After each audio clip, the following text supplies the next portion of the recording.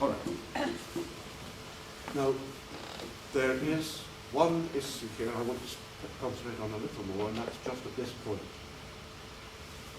The heat engine only very slowly changes the temperature. Oh, you've got a great big cauldron of water on a gas stove, and you turn the gas on. The temperature doesn't change immediately. There's an inertia, isn't there, between heat going on and temperature change. And you turn the gas up, falling, come on, the bubble at the top. Thermometer in it, quarter of a degree, 1 degree, 2 degrees.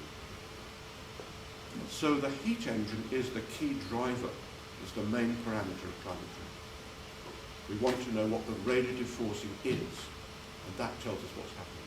Then there's a 5, 10, 15, 20, 40, 60-year gap between the consequences of that and the outworking, between the drivers of that and the consequences of it. So what we see today are the consequences in a 0.8 degree shift of what has been happening over the last 50 years. And we're out of date. So if you only respond to the consequences we see in climate change, we have policies that are totally out of kilter with the damage we've already done to the system. Because the consequences of today's radiative forcing will be seen in about 40 to 50 years' time. And when Claire Short in the House of Commons said, what kind of climate catastrophe would really mobilize the government to do something significant? And we said, well, if it happened, it would have been too late to do anything. And in Seattle, Professor Bill Calvin from the University of Washington, it's Washington State, so that's in Seattle itself, up on the west coast. He was looking for what kind of major impact we could envision that would mobilize decision-making process in the international negotiations and really get the whole thing moving. And again, we had the same answer. By the time that's happened, we've lost the plot. We've got a system with long time delays, and we have to act now to deal with the system behaviors 50, 60 years down the track. And politicians don't do that. Most human beings don't do that. We respond to the tiger coming out of the jungle and jump, or play dead or something. We're pattern recognition, instant responders. This is a long time frame system dynamic problem. So I'm going to look at the issue of thermal inertia, the time delay.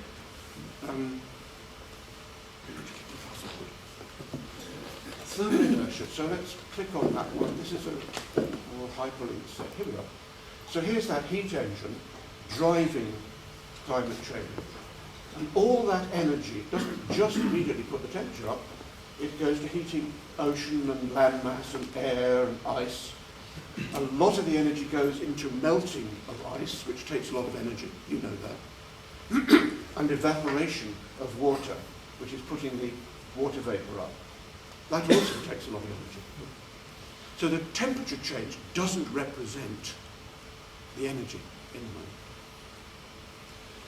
Slowly, from all of these, and a lot of the energy goes into heating of the ocean. That's where the huge, if you like, battery of the energy is being held.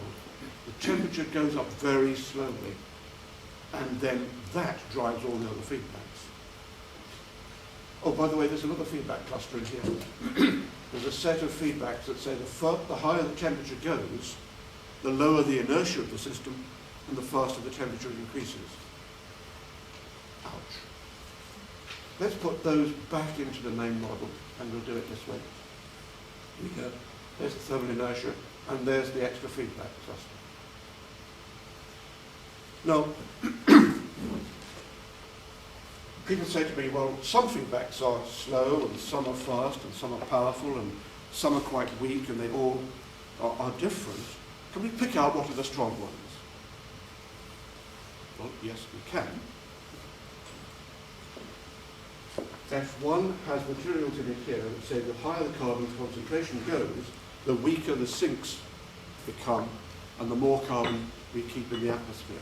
There's a strong and fairly constantly responding feedback in that. So the sink degrade is one. Water vapour I've already mentioned. That's a very strong, very fast feedback. Responds almost instantly to temperature change. Methane, methane, yes. Don't worry about methane, it's not going to happen for decades with every partner. Methane comes out of all sorts of productions. In fact, we can very quickly look at this because on the methane cycle, the beauty of this presentation is that you can go into all sorts of detail very quickly. Here's the methane cycle. Methane comes out from human activity in plants and animals and bacteria, and there's a lot of methane in store, held in the frozen areas of the tundra and in the seabed clathrates, the frozen methane deposits on the shallow seas, on the continental shelf areas. And those emissions will come out from those different areas. I've got a pointer here somewhere. And that puts the methane concentration in. Given the concentration of hydroxyl ions in the atmosphere, that starts to decay and goes into molecular breakdown into CO2 and water vapour. But the concentration itself is very powerful, about 23 times more powerful than carbon dioxide, and so we get a powerful emergence here. And there's a feedback system on this, which we can look at like so. Bugs like it hot and fart more. So basically you get methane coming up from bacterial deployment, and that's already happening.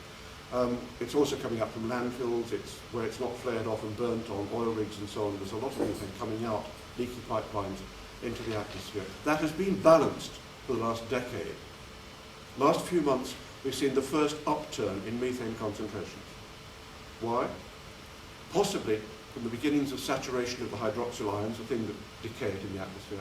More probably, and definitely part of it, from the release of methane from the thawing tundra. Permafrost is now melting over vast areas of northern Siberia and in Canada. And methane has started to bubble out of that. And much more worryingly, we didn't expect anything from the seabed for decades. October 2006, NASA reported the first clathrate release off the coast of San Diego, not into public release domain. Ouch. This last year, with the withdrawal of Arctic sea ice, warmer water is now around the coasts of northern Siberia instead of ice being on top of it. And that warmer water is getting down to the base, setting off clathrate release, methane release from the base. And most worryingly, right on the very last day of the survey in September this year, they found an area of foaming, bubbling methane coming up from the base, a methane chimney, where the warmer water had penetrated fossil ice from the last ice age and begun to release methane from before the last ice age. So it looks as if we're getting rotting in the cap of fossil ice that has the potential to release methane very quickly. Now, we didn't expect that for decades, and it's already happened. So that's not just the bugs, we have tundra permafrost, and we have the clathrate. And I'm going back, I hope, to base, and putting in the thermal inertia and the feedback there. So we've looked at carbon dioxide, methane, and water. The only other strong one I want to look at is the albedo effect here. And as ice and snow fields retract and exist for shorter periods of time, sunlight that was being reflected out very powerfully is absorbed, whether it's into rocks or vegetation or particularly into open water. So the albedo feedback is powerful and quite fast acting. That's already powerfully acting, of course, in the Arctic area. We see this collapse of the Arctic ice sheet. Again, way ahead of projection. 2007 recorded 22% retraction of the Arctic ice. This year, slightly less in area, but the volumetric studies show the volume of the Arctic ice, sea ice, was less this year than last year. So the melting trend is continuing.